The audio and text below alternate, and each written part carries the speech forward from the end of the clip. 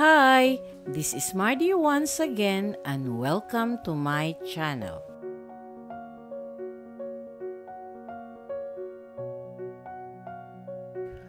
On March 12, 1932, Chiquito, dubbed as the king of slapstick comedy, was born Augusto Valdez Pangan in Manila. His entertainment career began at the age of 13 when he appeared in a major musical production at the Manila Grand Opera House. In the next several years, he was a feature in the Manila vaudeville circuit, popular for his skill in dancing and boogie-woogie. If you are new to my YouTube channel, please don't forget to like, comment, and subscribe. At para updated kayo sa mga susunod kong videos, please click the bell notification below. At sana po, don't skip the ads and please watch until the end of my video.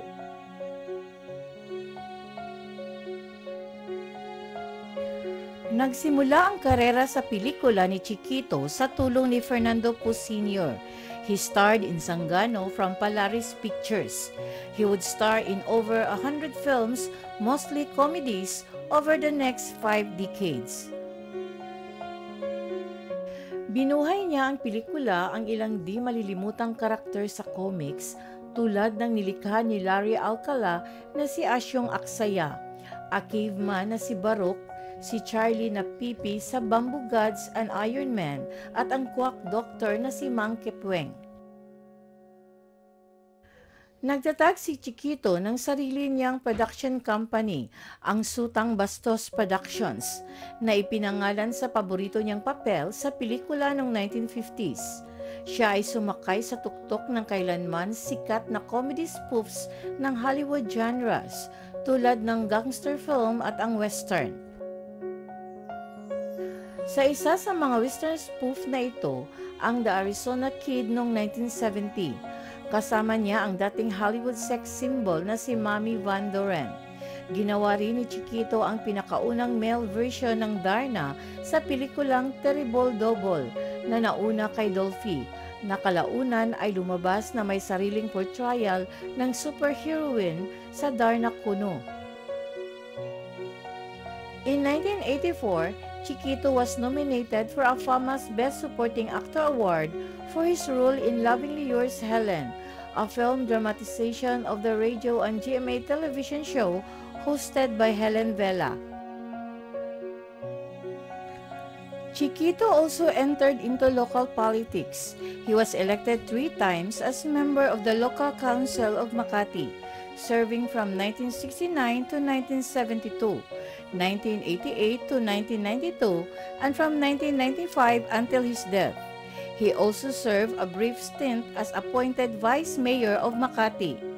In 1992, Chiquito sought election to the 19th Congress as Senator.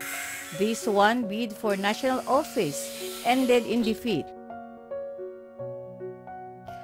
Noong 1994, gumawa ng maikling showbiz comeback si Chiquito nung makasama niya ang rapper-comedian na si Andrew E. sa pelikulang Pinagbiyak na Bunga sa ilalim ng Viva Films. Ang pelikula ay isang malaking tagumpay at nang maglaon ay nagkaroon ng television spin-off sa parehong taon na pinamagatang Punot Bunga na ipinalabas sa GMA Network. He later had supporting roles in movies like ang pagbabalik ni Pedro Pindoco opposite Jano Gibbs, Bangers with Joey De Leon and Andrew E., and Strict ang Parents' School with Amanda Page.